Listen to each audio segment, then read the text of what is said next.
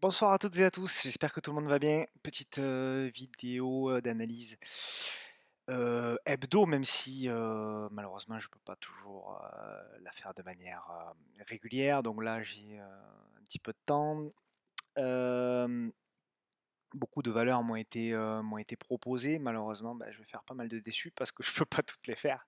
Mais j'en ai retenu quand même quelques-unes, je crois qu'il y en a 16 ou 17, plus on va voir un petit peu ce qui se passe sur les indices, enfin, du moins sur le CAC. Et puis ensuite, ben, on abordera donc les valeurs. Alors c'est un format, j'essaie de faire un format rapide, hein, donc j'essaie de rester 2-3 minutes maxi par valeur. Donc les valeurs qui sont au programme, donc c'est Rothschild, Prosus, Enertime, Esker, SMCP, Makeya, SRP, Showroom Privé, Neoen, Gossin, Bissemiconductor, Euronext, Global Bioénergie, Groupe LDLC, et puis trois valeurs américaines, Alibaba, Disney pour mon ami Laurent, et Canaan, parce que j'en ai parlé, et certains m'ont demandé pourquoi j'étais rentré sur Canaan, et ben, je vais donner simplement l'explication technique, ça peut être intéressant, et puis on ne sait jamais, ça peut aider certains, voilà. Allez, on y va. Donc, le CAC 40, toujours le même graphe. On est dans une tendance très haussière. On arrive à enfin dépasser, tant bien que mal quand même, hein, tant bien que mal au vu des volumes qui sont absolument qui sont catastrophiques. On a fait 2 milliards 2 milliards 2 vendredi. C'est de pire en pire. Donc voilà, très très très peu de volume sur les indices, mais pas que, sur toutes les valeurs en général. Mais malgré tout, effectivement, il n'y a pas de vendeurs sur le marché, du moins pour le moment. On casse péniblement la zone de résistance ici. Est-ce qu'on va générer une spéculation? Il faudrait une news. Je vois pas trop comment on pourrait avoir une news, mais pourquoi pas? Est-ce qu'on peut générer une spéculation qui pourrait directement nous faire aller en ligne droite vers les plus hauts historiques qui sont à 6 900 et quelques? Ouais, pourquoi pas? Sinon, est-ce que ce sera finalement une fausse cassure et qu'on réintégrera le biseau et on verra après pour peut-être retester le bas du biseau? Je sais pas. Difficile à dire, très difficile de faire des prédictions et d'ailleurs il vaut mieux pas en faire, ça évite de faire des bêtises. Il faut suivre la tendance, pour le moment c'est haussier point barre. Mon premier niveau d'alerte il est à 6 400 points on va dire. Au-dessus, ben, achat sur repli au niveau des indices, hein, voilà. Il faut suivre la tendance. Difficile hein, de payer, hein, même sur des, même sur des replis de 50 points, très difficile de payer, mais bon, c'est une tendance haussière, donc on continue. Allez, on passe au titre. Donc, Rothschild, magnifique titre, tendance haussière. Alors, pas sur le long terme, hein, de mémoire. Si, peut-être. Il me semblait pas. Si. Ouais, fait, ouais, moyen. On va dire dans un range long terme. On va dire que sur du long terme, on est entre 40 et 15 euros en niveau de prix. On va dire que là, effectivement, on arrive sur la zone un peu compliquée, hein, du moins, on va arriver sur la zone des 35 euros. On est à 34 ou 36 euros, on est à 34. Donc, on est sur effectivement quand même un canal haussier magnifique. Très très beau canal haussier. Donc, pour le moment, il faut en profiter, hein, achat sur repli, pareil. Là, on a fait un nouveau plus haut sur la séance de vendredi. Ouais, oh, donc on a cassé, on a fait quand même, on a réussi un breakout ici. On a réussi un joli breakout. On a cassé par le haut et on est revenu s'y appuyer dessus. Petit pullback. Donc à suivre la semaine prochaine. Est-ce qu'on va continuer ou est-ce qu'on va faire un repli? Donc à suivre. Donc si vous voulez tenter l'achat, vous pouvez le jouer avec un stop très agressif. Donc sur le suivi du breakout pour aller chercher directement l'objectif des plus hauts, hein, 36 et quelques. Sinon, si vous voulez pas jouer le breakout, et ben à ce moment-là, il va falloir attendre un repli. Voilà, un repli plutôt dans cette zone-là, sur éventuellement le support oblique, le bas de canal éventuellement. Voilà. Mais pour le moment, c'est très positif, il y a du momentum, il y a des volumes quand même très très importants, hein, des beaux volumes là. Donc on a vu une belle accumulation ici là, dans cette zone de range. des volumes en augmentation. C'est vraiment pas mal. Vraiment, vraiment très intéressant, Rothschild comme valeur. Alors, je suis peut-être pas très objectif, j'en ai un petit peu en portefeuille, mais très belle valeur. Prosus, alors très belle valeur aussi massacrée. Enfin massacrée, pas massacrée non, mais disons sur dans une forte consolidation qui s'illustre par ce biseau descendant. J'ai initié une position la semaine dernière. Voilà, j'ai joué la cassure ici, voilà, ici, là. Je suis rentré sur la cassure ici. Pour jouer un gros ratio gain-risque. Alors la tendance est baissière hein, à ce stade, donc on est sous la moyenne mobile à 200 jours, etc., etc. Mais bon, les fondamentaux sont très bons et je fais le pari que on a des probabilités assez importantes pour sortir de ce biseau ascendant par le haut. Et donc en ayant un stop très très agressif, on a un ratio qui peut être très intéressant. Voilà, c'est anticipé à ce stade, hein. Le biseau n'est pas cassé, la moyenne mobile à 200 n'est pas cassée, donc ça reste de l'anticipation bien entendu.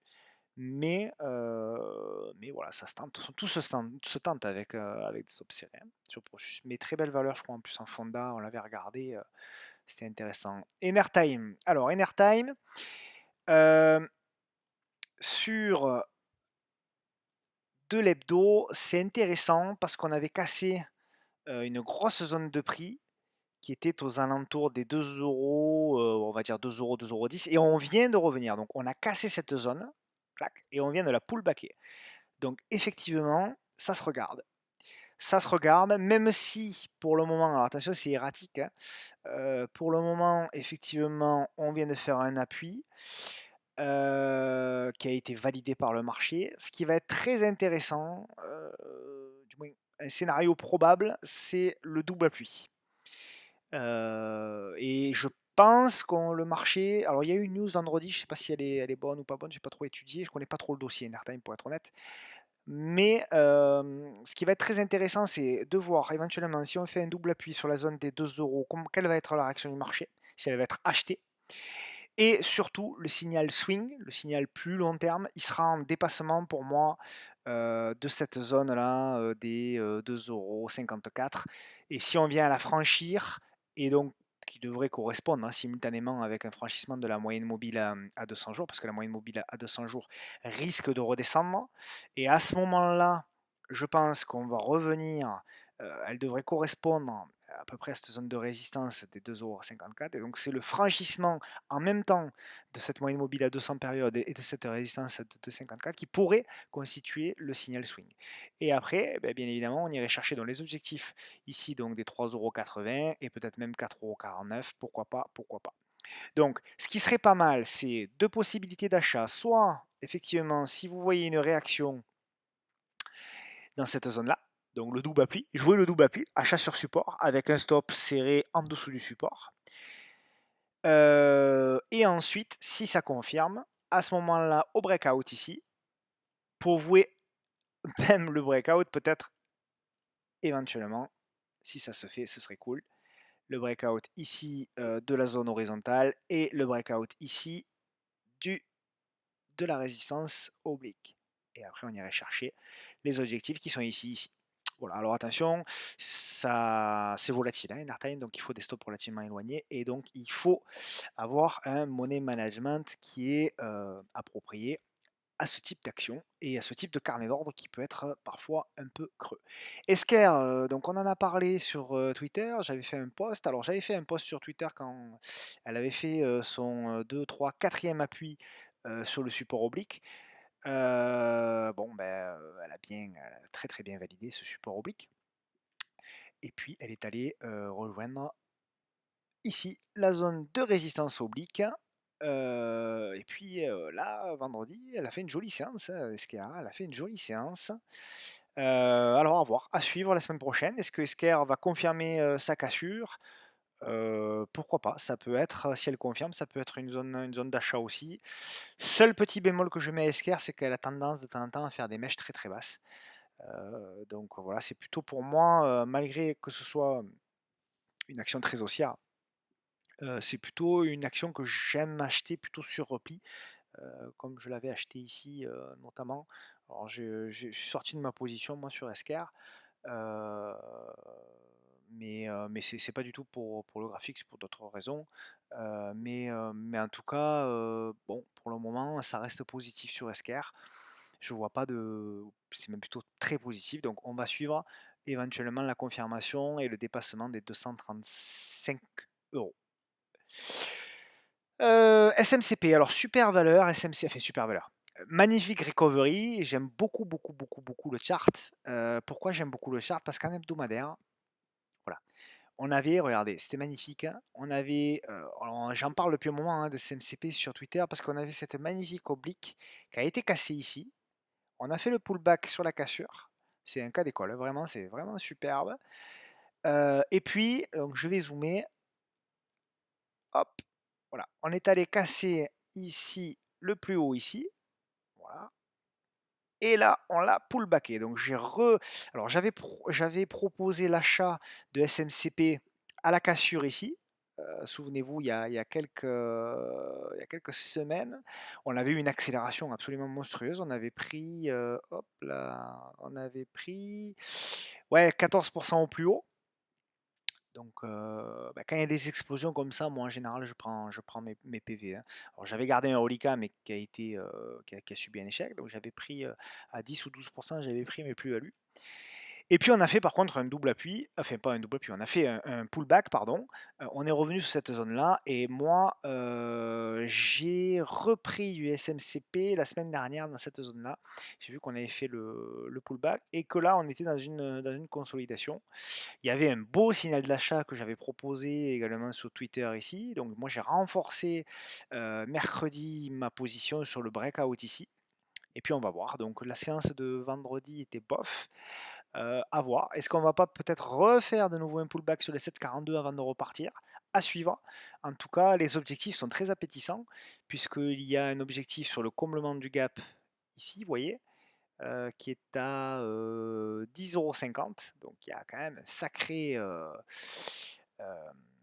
un sacré objectif, hein, 40% et plus si affinité. Mais en tout cas, c'est magnifique. On voit hein, la moyenne mobile à 200 périodes qui ne faisait que baisser, qui s'est aplatie ici et qui là redevient positive, redevient croissante. Donc on pourrait avoir, si les nouvelles sont bonnes, si les marchés se tiennent, etc., on pourrait peut-être voir la naissance sur SMCP d'une recovery. À suivre. À suivre, moi c'est une valeur que je vais beaucoup suivre sur la fin de, enfin, sur la deuxième partie de l'année 2021, voire même peut-être en 2022.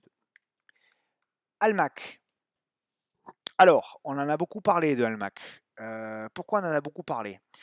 On en a beaucoup parlé parce que lorsqu'on regarde un hebdomadaire, il se passe quelque chose sur Almac, en ce sens que, vous voyez, je vais mettre les volumes en gros. Voilà. Vous voyez un peu les volumes là, par rapport à tout ce qui se faisait avant. On a affaire à des volumes absolument monstrueux depuis pratiquement un an. Alors, il y a deux raisons. Première raison, c'est que c'est une action qui est très scalpée. Donc, il y a beaucoup de traders intraday qui font des allers-retours sur le carnet d'ordre et donc ça augmente les volumes.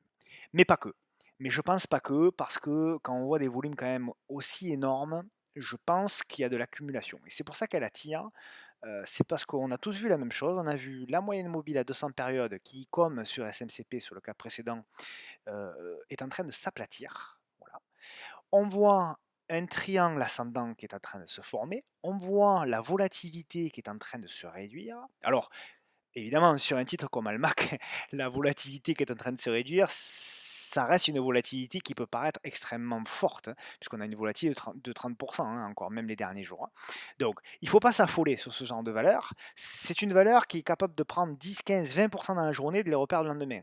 Il faut avoir une vision avec beaucoup plus de recul, donc avec des stops beaucoup plus éloignés et des tailles de position beaucoup plus réduites sur ce genre de valeur. Pour autant, tant que nous sommes sur la tenue de ce support oblique et que nous sommes en dessous de cette résistance en rouge qui est au 0,35, c'est neutre. D'accord? Donc entre les deux, on fait du zigzag et ce qui va être très intéressant, c'est de voir la sortie. Alors, on avait fait un premier test, on a fait un deuxième test ici où on a fait un échec. Donc moi j'étais positionné dedans, j'ai vendu une partie de ma position. Je viens de renforcer la semaine dernière aux alentours de la moyenne mobile à 200 jours et maintenant je touche plus. J'ai un stop qui est situé à peu près ici, hein, sur les 0,25, sous les plus bas du support, et je patiente tranquillement sur Almac. Alors évidemment, il y a tellement de volatilité qu'on ne peut pas avoir une position énorme, mais je reste convaincu que la configuration technique offre un ratio quand même vraiment exceptionnel. D'ailleurs, vous le voyez, là on a un stop à 10% et le premier objectif, si on vient à rejoindre le plus haut puis à casser, serait tout de suite à 40, 50%, voire plus si affinité. Donc, ça fait partie pour moi des paris asymétriques qui se tentent à condition, bien évidemment, je le répète, j'insiste, d'avoir un money management approprié. SRP, showroom privé. Alors, bon, celle-là, je vous mens pas, je l'ai beaucoup pumpé, je l'ai beaucoup pumpé pendant le mois d'avril parce que je trouvais que la configuration était booming, je trouvais que les achats des dirigeants étaient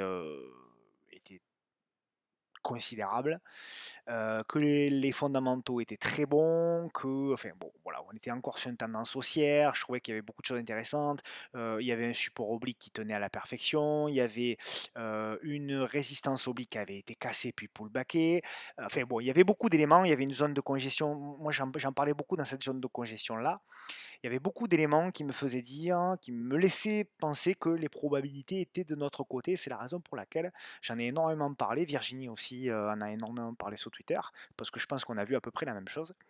Euh, et donc c'était très intéressant. Donc ceux qui ont accumulé dans cette zone-là, bon, ben, on a fait un super écart, hein, puisqu'on arrivait à faire pratiquement 25% d'écart. Alors moi, je me suis fait sortir, donc j'avais mis évidemment un stop sous le dernier plus bas. Alors j'avais mis deux stops. J'avais mis un stop à 70% de ma position que je montais sous les derniers plus bas jour. Donc je me suis fait sortir à 3,80 sur les trois quarts de ma position, à peu près 70% de ma position. Et j'ai renforcé, par contre, j'ai repris, alors pas les 70%, mais j'ai repris une partie sur la mèche basse. Alors pas malheureusement sur la mèche basse, j'ai pris aux alentours de 3,60, ouais, pratiquement à la clôture, j'ai repris une position. Parce que pour moi, alors il y a quelqu'un qui m'a demandé si j'étais inquiet sur SRP. Ben, en l'occurrence, pour le moment, non. Tant qu'on tient ce support, et même j'aurais tendance à dire, tant qu'on tient ici cette zone de polarité qui est à 3,35, RAS, pour moi, on est toujours aussi sur SRP. Voilà. Donc pour moi, c'est plutôt des opportunités d'achat sur SRP que des moments où il faut se débarrasser de la valeur. Alors si on a fait un bel écart, bon, bien évidemment qu'il fallait, alors maintenant c'est plus facile à dire, mais oui, il fallait alléger euh, sur les plus hauts. Alors je n'ai pas dit tout vendre, mais alléger ou en tout cas mettre un stop, comme moi je l'ai fait, avec un stop, une partie de sa position avec un stop plus serré au cas où il se passe ce genre d'événement où il y a un dégagement qui se fait, des prises de bénéfices qui engendrent un déclenchement de stop et forcément, la valeur fait une mèche énorme sans que plus personne comprenne et que tout le monde dise c'est n'importe quoi, etc. etc. Euh, c'est n'importe quoi, oui et non, parce que là, on a quand même fait un écart quand même très sympa. Donc c'est tout à fait légitime que finalement il y ait une correction, hein. Sur rien que l'écart ici, on a même pas fait, on a fait un retracement de 60, un retracement Fibo sur 61,8. Donc c'est pas non plus complètement anormal, on dirait. Donc voilà. Donc SRP pour le moment, tant qu'on tient l'oblique, tant qu'on tient les 3,35, pour moi, RAS, c'est plutôt une zone à surveiller pour faire de l'achat qu'autre chose. Mais après, tout est possible. Neoen, alors Neoen, alors celle-ci, elle est. Celle-ci, alors moi j'étais rentré donc sur Neoen. Donc pourquoi j'étais rentré sur Neoen? Parce qu'il y avait ce support oblique que j'avais mentionné hein, sur Twitter. Je pensais qu'il y avait un signal très positif parce qu'on avait cassé ce support, on l'avait réintégré. Donc moi j'étais rentré de mémoire sur le breakout ici. Voilà. Donc j'avais réalisé, hop, je vais zoomer, j'avais réalisé ce petit écart.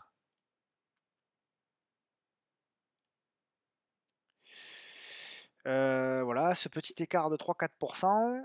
Et puis dès qu'on a fait cette mèche haute sur l'oblique, j'ai allégé d'un tiers, j'ai bien fait, et puis je me suis fait sortir à break-even sur le reste. Donc pour le moment, elle veut pas y aller, Neoen. Alors là, il y a une situation de double appui sur les 31,80 qui ont été préservés, ok, pas mal. Mais en fait, ça reste quand même très baissier. Le signal swing, il sera probablement pas avant, à minima, la rupture de cette oblique descendante et résistante. Mais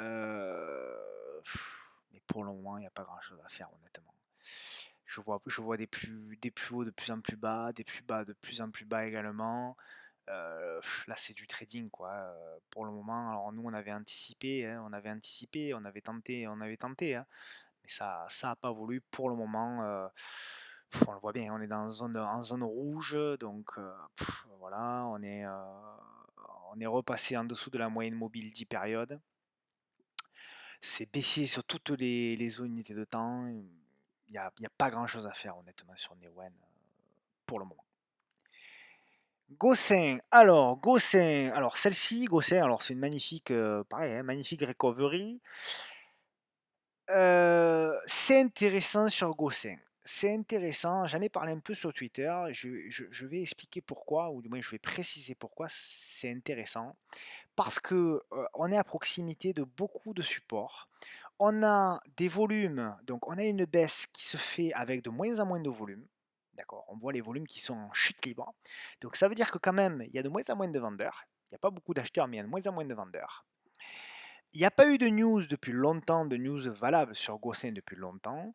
Il y a une congestion, une réduction de la volatilité. Et là, on arrive sur une zone très importante qui est à la fois le support oblique et à la fois la moyenne mobile à 200 périodes. Donc, je suis attentif au franchissement, notamment de la. Vous voyez, j'ai mis une petite alerte. Au franchissement éventuellement de la résistance oblique qui pourrait éventuellement, avec confirmation au-dessus de 9,22, constituer le signal d'achat. Alors, il faudra une news, hein, forcément, hein, comme souvent sur les small caps, il faudra certainement une news, mais à suivre. À suivre, enfin, moi je la surveille de près parce que je pense que ça peut. Ça peut. Alors évidemment, si on ne fait pas de news et qu'on casse la zone des 8-10 et on casse la moyenne mobile à 200 jours, bon, ben, on peut dire que c'est pratiquement fini. Mais en tout cas, pour le moment, l'espoir n'est pas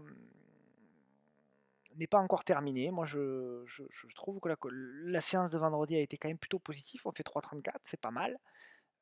Donc ça s'observe. Ça va s'observer dans les prochaines séances. La semaine prochaine, notamment, ça va être très intéressant de regarder Gossin. Il va falloir que les marchés se tiennent, bien évidemment. Bisemi-conducteur, superbe valeur, magnifique valeur. Alors, bisemi-conducteur, donc, on avait ce support-là, euh, ici, appui, appui et appui. Donc, c'était très intéressant. Alors, moi, j'en ai pris un petit peu sur la cassure. Donc, j'avais attendu un plus haut qu'on a cassé ici. Donc, je suis rentré ici sur bisemi-conducteur avec en objectif numéro 1 le comblement du gap qui a été fait au point près, ce gap-là, qui a été fait au point près. Donc ça va être très intéressant de voir la suite. Je suis neutre pour une raison très simple, c'est que quand je reporte le support oblique, ici, vous voyez ce que je veux dire?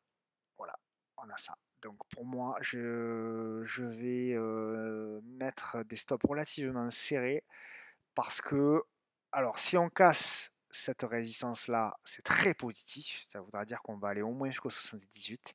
Par contre, si on réintègre, c'est très anticipé, mais on pourrait y voir éventuellement une épaule tête-épaule aussi, qui pourrait être plutôt jolie euh, avec un beau reporting des épaules. Donc, alors il ne faut pas l'anticiper, hein, comme je dis souvent, il y a beaucoup de gens qui anticipent trop les épaules tête-épaule, beaucoup, beaucoup, beaucoup trop. Des épaules tête-épaule dans les hausses, il y en a tout le temps, des épaules tête-épaule. Je veux dire, on regardait le. Enfin, là, par exemple, vous voyez, on avait une épaule, tête, épaule aussi. On la voit mal parce qu'elle est en petite, mais dans toutes les hausses, vous verrez des épaules, tête-épaule. Voilà. Donc, il ne faut pas, tant qu'elles ne sont pas validées, les épaules tête-épaule, il ne faut pas les anticiper. Voilà. Parce que sinon, souvent, vous allez rater des trades à cause de ça. Et je le dis sur Twitter, je le répète souvent, il y a des gens qui me disent ah, mais je vois une épaule tête-épaule. Est-ce qu'elle est validée? Non. L'épaule tête-épaule, là en l'occurrence, elle sera validée quand on aura cassé ici le support oblique. Là, pour le moment, c'est une épaule tête-épaule potentielle en formation éventuelle de la deuxième épaule, mais c'est tout. C'est tout. Donc les épaules tête-épaule, qu'elles soient inversées ou pas, elles ne sont intéressantes à trader que quand elles cassent les lignes de coup. Pour le moment, voilà. Pour le moment, c'est une supputation, rien de plus. Euronext, alors, une belle valeur aussi, massacrée un peu ces derniers temps. Voilà. Alors, beau chart, hein, très beau chart. Allez, on va se mettre en hebdo, magnifique. Donc, on est vraiment sur on est vraiment sur une très très belle tendance. Hop, voilà. Je sais pas trop. Ouais, ça pourrait être un truc comme ça, ouais. Ça pourrait être un truc comme ça. Donc très très belle tendance. Tac. Donc on a, alors c'est intéressant, on a un biseau descendant qui a été cassé timidement, mais qui a été cassé quand même. Voilà, un superbe biseau descendant, pardon, qui a été cassé timidement ici. J'ai tenté, bah, je l'ai mis sur Twitter, hein, j'ai tenté moi une position ici sur le pullback. Donc il y a eu le pullback, clac. Donc j'ai tenté, donc je suis sur une position pour le moment flat. Voilà, avec un stop agressif, de mémoire j'ai mis un stop ici. Et puis on va voir, on va voir. Pour le moment c'est baissier bien entendu. La moyenne mobile à 200 périodes baisse. Euh, la tendance long terme est baissière. La moyenne mobile 10 pour le moment tient bien. On voit encore, moi souvent on me demande la moyenne mobile 10. Bah, la moyenne mobile 10 encore ici a fait support. Là, elle avait fait résistance, on est repassé au-dessus, support. Donc, encore une fois, tant qu'on tient la moyenne mobile 10, bon, pour moi, il n'y a pas de problème en clôture. Donc je suis plutôt positif sur le potentiel à suivre sur Euronext. Maintenant, voilà, maintenant, si on revient ici à casser les 86 euros, etc., bon, ben là, il faudra sortir et y revenir plus tard, tout simplement, hein, sans insister. Global Bio, alors j'en ai parlé parce que c'était très drôle. Je vais vous expliquer pourquoi c'était Global Bioénergie. Je vais expliquer pourquoi c'était très drôle. C'était très drôle parce que je l'ai tweeté 2 fois, Global Bioénergie. Je l'ai tweeté lorsqu'elle était ici. J'en ai parlé hein, sur le triple appui. Donc pardon, j'ai pas fait l'antériorité, mais on avait une superbe zone de soutien, hein, d'accord? Donc on avait fait un appui, un double appui, un triple appui. Donc j'en ai parlé sur le triple appui. Et puis, ou le lendemain ou le surlendemain, et puis il y a eu cette énorme bougie verte hein, qui a fait prendre au cours ouais, 7%. Et en fait, cette accélération haussière, elle s'est faite juste après que j'ai tweeté. J'ai un copain qui m'a dit, bah, dis donc, quand tu tweets, ça explose. Donc c'était drôle. Et le lendemain où elle avait fait tout de suite, elle était sortie de cette résistance oblique avec une belle hausse. J'ai retweeté en disant que enfin c'était sorti, qu'on avait un signal d'achat. Et 2 minutes après mon tweet, tout s'est effacé et tout est revenu pratiquement à zéro. Et même elle a fini rouge. Donc preuve que le marché s'en fout complètement de nos tweets. Ça me fait toujours sourire ceux qui disent que les pumps, alors sur les actions illiquides, oui, pourquoi pas, mais le marché, en fait, s'en fiche complètement des tweets qu'on peut faire et ça se comprend. Alors, par contre, la réaction sur Global Bioénergie, elle est positive, là, hein, elle est vraiment positive. On avait une super séance vendredi, donc à confirmer. Les objectifs sont sympas. Je crois qu'il y a je connais mal le dossier, mais on m'a parlé d'un partenariat possible ou qui a été signé, je ne sais pas, avec L'Oréal. Peut-être en commentaire de la vidéo, vous pouvez le préciser si vous êtes au courant. Donc moi, je suis dans la valeur. Je suis rentré sur le type appui. Je dois avoir un prudent par là.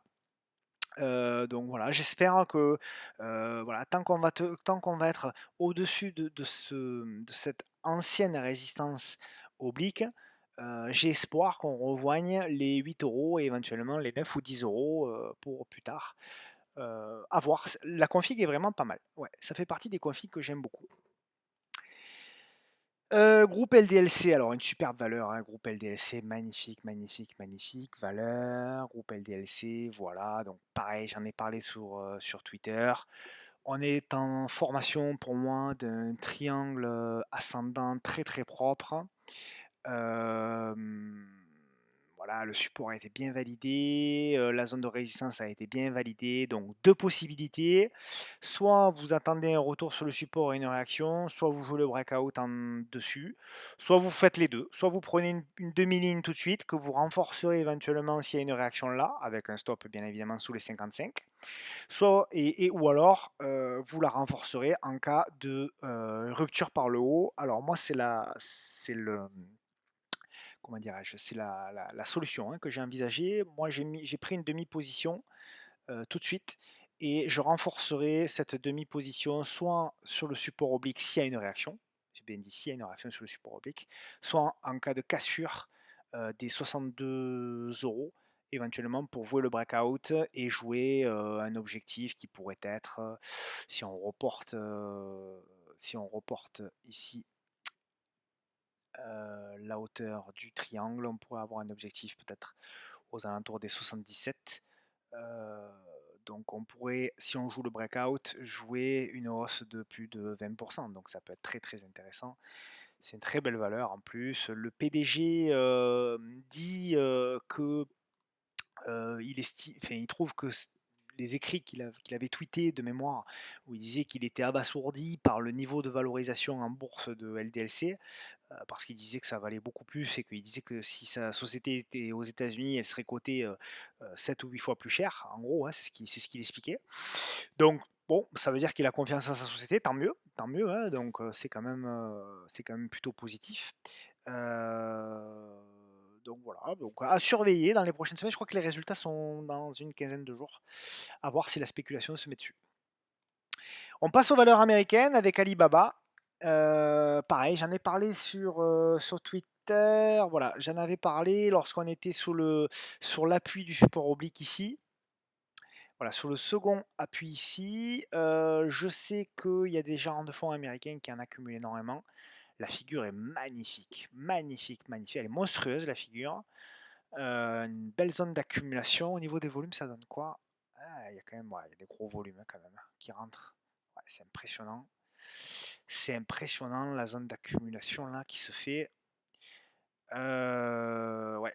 Alibaba, franchement, moi, j'ai envie de payer hein, pour du long terme. C'est le genre de valeur, franchement, j'ai envie de payer. Il y a des objectifs qui sont quand même très sympas. En mettant un stop sous les 200 $, donc ça fait un stop à 10%, on pourrait viser des objectifs quand même pas mal, avec 240 en objectif, avec 275 en objectif, peut-être même 300 $ en objectif, c'est pas déconnant du tout. Euh, Ça me plaît beaucoup. Voilà, ça fait partie des grosses capis US qui me plaisent beaucoup. Je pense que je vais peut-être re-rentrer. Alors j'ai fait un aller-retour moi, mais je pense que quand même pour un fonds de portefeuille, avoir cette valeur de croissance là, c'est pas mal. Disney. Alors pour mon ami Laurent, Disney. Oh pardon, je l'ai mal écrit. Disney, Walt Disney Company. Alors, ben, tendance haussière, hebdomadaire, magnifique. Belle tendance haussière. Voilà, ok. Un peu erratique hein, quand même, hein, Disney. Un peu erratique, mais belle tendance haussière. Là, qu'est-ce qui se passe si on zoome en daily? Bon, encore une fois, hein, je ne le précise plus, mais la pertinence de la moyenne mobile à 200 périodes, hein, vous voyez, hein, appui, appui, appui, appui, cassé, accélération baissière, résistance, gap au-dessus de la moyenne mobile à 200 périodes qu'on vient pullback et une fois, deux fois, trois fois, on réaccélère. Enfin bon, encore une fois, comme je le dis tout le temps, une moyenne mobile à 200 périodes, c'est le B à bas de l'analyse technique, hein, encore une fois. On voit toute la pertinence. Alors, sur Walt Disney, pour le moment, qu'est-ce qui se passe? Alors, c'est intéressant parce que on est dans une zone. Alors, vous savez que moi, je ne parle jamais de zone de tendance, euh, notamment haussière, baissière ou neutre. Pour moi, on est ou dans une impulsion ou dans une correction. Impulsion de tendance haussière, impulsion de tendance baissière, correction de tendance haussière, correction de tendance baissière. Bon, là, on est, pour moi, après une impulsion haussière, on est dans une correction d'impulsion haussière. D'accord. Donc, ce qui va m'intéresser, c'est la rupture de cette consolidation de tendance haussière. D'accord. Hop, je fais un peu de ménage, pardonnez-moi. Voilà. Donc, si je trace une oblique, voilà, le signal d'achat, c'est ce que sur le groupe j'en avais parlé à Laurent, le signal d'achat sera la rupture de l'oblique. La rupture de l'oblique est cerise sur le gâteau pour confirmation du signal d'achat, cassure d'un nouveau plus haut. Je prends un exemple très simple. Si on l'a la semaine prochaine, on casse l'oblique, on pull back et on vient à casser ce niveau-là, qui était le dernier plus haut. Vous voyez ce niveau-là, je vais le mettre en rouge. Voilà. Ce dernier plus haut-là, voilà. Donc les 180 dollars, signal d'achat. Là. Avec un stop d'invalidation, on va dire le dernier plus bas, hein, par exemple celui-ci, pour avoir un stop très agressif, sous les 174. Et les objectifs, on va chercher les plus hauts qui touchent l'oblique. Et voilà. Et si on atteint à chaque objectif qu'on atteint, on remonte le stop au fur et à mesure et on accompagne parce qu'on ne sait pas. Disney peut très bien aller jusqu'à 250 dollars dans les années à venir et on sera bien content d'avoir payé ce point-là et être arrivé jusqu'à 250 dollars, pourquoi pas. Après, on peut toujours alléger. Moi, j'aime bien quand même alléger sur des objectifs, mais toujours essayer de garder ce reliquat qui, lui, peut faire exploser vraiment les gains de vos portefeuilles. Voilà pour Disney et on terminera par Canaan parce que Canaan, j'en ai parlé la semaine dernière sur Twitter et j'ai reçu quelques messages qui m'ont dit mais d'où tu as sorti cette valeur? Pourquoi tu es rentré sur Canaan? Alors, je suis rentré sur Canaan très simplement, très très simplement.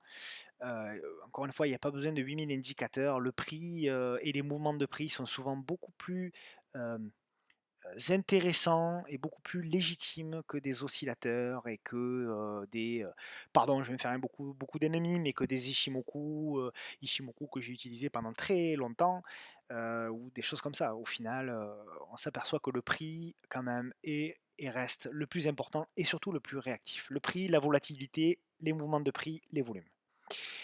On était sous cette oblique baissière, d'accord?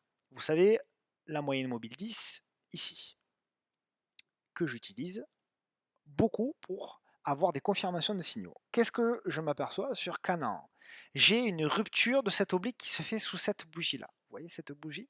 Mais pour moi, cette bougie-là ne me suffit pas parce qu'elle bloque sous la moyenne mobile à 10 périodes. D'accord? On voit bien ici en clôture qu'on n'est pas arrivé à passer au-dessus. Là, ici, on n'est pas arrivé à passer au-dessus de cette moyenne mobile à 10 périodes. Donc, pas de problème. Le lendemain, on y arrive. Donc, je ne bouge pas. Et je me mets, j'attends la clôture de la bougie et je me mets un ASD au-dessus de la bougie, ici, à 9,38. Je vois, ce qui m'arrange beaucoup, qu'on fait un appui, on vient retester la moyenne mobile à 200 périodes, encore celle-là, hein, qu'on avait testé ici, cassée, on est revenu la recasser par le haut, on l'a pullbacké, et ensuite, qu'est-ce qui s'est passé? On a fait un breakout de mon signal d'achat, de mon pré-signal d'achat au-dessus de la moyenne mobile 10, donc ASD déclenché ici, et on a accompagné la tendance ici. Alors moi j'ai vendu, c'est tellement parti fort que à 18% j'ai allégé 2 tiers de ma position et j'ai gardé le reliquat. Voilà, donc je suis revenu à peu près, on est revenu au plus haut. Donc voilà, les objectifs sur Canaan, ben, quels sont-ils? Donc voilà, j'avais le plan, j'ai pas touché le plan, ils sont toujours les mêmes. Alors j'ai remonté par contre mon stop hop, au niveau de mon prix d'achat. Comme ça, bah, je peux plus perdre. C'est un trade entre guillemets gratuit, voire même payé, puisque j'ai pris déjà 2 tiers de ma position étant donné l'explosion.